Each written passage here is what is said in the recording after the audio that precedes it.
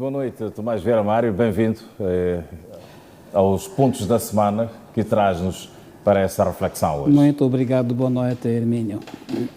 Pois bem, Tomás, o principal fato político desta semana foi certamente o debate na Assembleia da República sobre o relatório e parecer do Tribunal Administrativo à Conta Geral do Estado de 2023.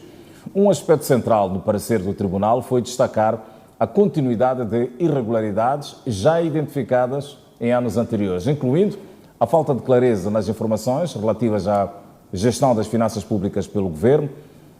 E nisto tudo, as três bancadas parlamentares da oposição falam de crimes na gestão das finanças públicas. Tomás. Boa noite uma vez mais, Hermínio. De facto, este é o caso político mais importante da semana, o debate na Assembleia da República do relatório e parecer administrativo sobre a Conta Geral do Estado.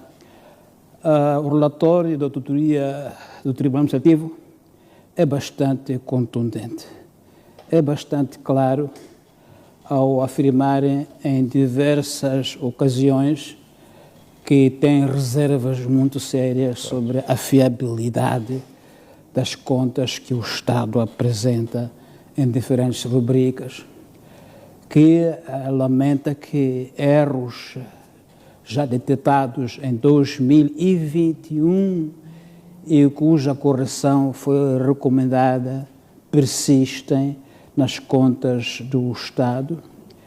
E, pior ainda, que há discrepâncias de números entre instituições do mesmo governo e que há violação da lei orçamental, da lei do SESTAF.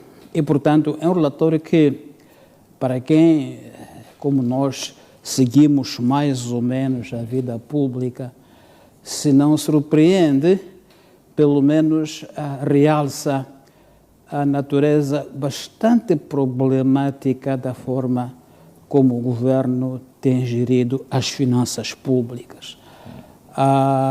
E, portanto, e mesmo o presidente da Comissão Plano de Orçamento do Parlamento, o Dr. Enéas Gomes, foi muito cândido ao destacar os erros repetidos pelo governo.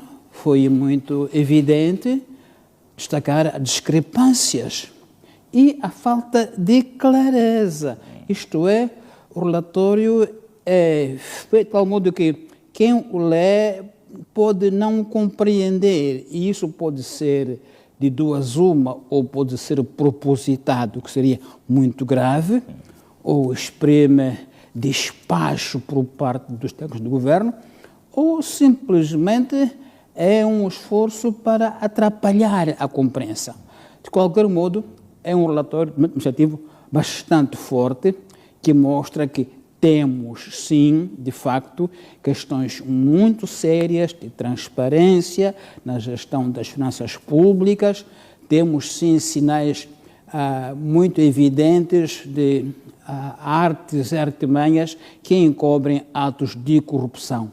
Parece que temos uma sina, Hermínio, de que nos últimos 2 anos de cada presidente da República vamos ter contas bastante problemáticas. É do tipo, eu vou-me embora e, portanto, quem vier, que se vire, com essa expressão. Isso. Mas dá-nos essa impressão que é muito problemático. Pois, entretanto, uma dúvida comum entre os cidadãos portanto, quais seriam as possíveis consequências jurídicas dos pareceres do Tribunal Administrativo relativos à execução do plano e orçamento do Estado, portanto, pelo Governo. Ou seja, um servidor público considerado responsável por má gestão de fundos pode ser levado a tribunal? É uma pergunta, Hermínio, pertinente. Isto é, qual é a relevância do relatório? O Tribunal Administrativo aqui exprime reservas em muitas ocasiões. Qual é a consequência disso? Até agora parece que, bom, o Tribunal envia o relatório ao Parlamento e, uma vez no Parlamento, o relatório fica apenas um debate político, não jurídico. E sempre a bancada da maioria tem aquela expressão de que sim, houve irregularidades, porém, todavia, contudo, vamos aprovar porque não é grave, porque... Pronto, até agora parece que é assim. a bancada maioritária, mas desta vez, mesmo defendendo, percebeu-se a dificuldade que a bancada Frelimo teve de argumentar contra esse. Teve grande dificuldade de argumentar. Eu ouvi ainda ontem, por exemplo, o deputado, por exemplo, Calixto Coça, que vem das finanças, é um técnico de finanças, tentou argumentar, dizendo que, bom, são assuntos muito complexos para quem? Para quem governa ou para quem fiscaliza? Então, quer dizer que mesmo o governo ou a bancada parlamentar da Frelimo não esteve à vontade para defender o que está nesse relatório. Mas, no fim, é um documento político, não é? Porque no o Parlamento sempre aprova com o voto da maioria, mesmo com estas questões muito sérias. Mas parece que, em termos técnicos, o Ministério Público pode muito bem, sobre a matéria, processar quem que seja, visto como sendo pessoa, digamos, a quem se possa pedir contas. Não há nada que impeça isso, porque são questões sérias de gestão da conta pública e dificultam até a monitoria. Veja, por exemplo, o caso de discrepâncias de contas. O relatório destaca, por exemplo, que as contas sobre nossos recursos naturais, em termos de receitas, da autoridade tributária, são diferentes da Agência Nacional de Petróleos, do INP, que é o regulador. Sim. O INP traz cifras que são 34 milhões abaixo da cifra da autoridade tributária. Isto é muito grave. São dois órgãos do governo que levam ao Tribunal Administrativo números discrepantes. Não podem encontrar-se, fazer conciliação? O que custa fazer isso? Então, isso é complicado, quando elas mesmas levam ao tribunal contas inconsistentes. Quer dizer que não há um rigor no INP, na autoridade tributária, de fazer o frente a frente dos seus dados e conciliá-los. Porque assim fica complicado fazer uma monitoria de relatórios em que o governo tem instituições com dados inconsistentes. Isso é muito grave. No outro caso, Hermínio, de desrespeito à lei orçamental e ao SESTAF, o relatório do tribunal diz que o governo usou cerca de 520 milhões de meticais que não estavam no plano do orçamento do Estado para repor infraestruturas do governo da Presidente da República. Bom, é muito dinheiro para ser, de repente, tirado do tesouro. Parece que houve um terremoto na Presidente da República, de uma forma inesperada, porque 500 milhões é muito dinheiro para não prever antes e levar de repente. Então, o que é que aconteceu na Presidente da República? Que houve necessidade de ir ao tesouro, buscar o dinheiro para reparar bens que ali foram se deteriorando. O que é que houve lá? Houve um terremoto, uma tempestade, de repente. Tudo isso é muito grave. Ou seja, se há fundos que foram usados na dimensão destes, que não fazem plano do orçamento do Estado, pode ser que é uma historieta de roubo de dinheiro. Isso. Pode ser que seja assim. Podemos assim inferir. Somos livres de fazer isso, porque não há algo que explique o que é que houve de surpreendente que levou o chefe do Estado a gastar dinheiro deste montante sem previsão do orçamento do Estado. Portanto, é um relatório muito forte que nos mostra realmente que a gestão da coisa pública, financeira, nos últimos 2 anos, teve muito má, e não há como alguém esconder ou, de alguma forma, sofisticar o discurso, para dizer, é complexo, não se compreende. Não, compreende sim que houve gestão danosa do bem público. Pois bem, Tomás, e mudando de assunto, na reunião desta terça-feira, o Governo anunciou a contratação de uma auditoria externa para verificar, portanto, as alegações da petrolífera francesa Total Energies, que afirma ter sofrido prejuízos de aproximadamente 4,5 milhões de dólares devido à paralisação do projeto LNG, que ocorre desde abril de 2021. Qual pode ser o significado desta decisão do Governo? Este é um tema também bastante candente, que nos leva ao debate, uma vez mais, da gestão de uma área complexa da indústria extrativa. Aqui estamos perante o fenômeno chamado de custos recuperáveis, que as empresas podem incorrer por alguma razão. A lei diz que as empresas podem incorrer nestes custos recuperáveis através de dedução dos ganhos de produção. Quer dizer que o Estado moçambicano, recebendo informação de que uma empresa incorreu custos tantos, por exemplo, para compensação às comunidades ou outros bens, a lei diz que o Estado tem pelo menos até 5 anos para auditar esta alegação, confirmar sobre se ela ou não é justificável. Fim os 5 anos, sem que o tenha feito, automaticamente a empresa vai deduzir na produção. E até agora, o nosso Estado, e esta é uma questão muito crítica, não tem sido capaz de auditar estes custos recuperáveis no prazo que a lei determina.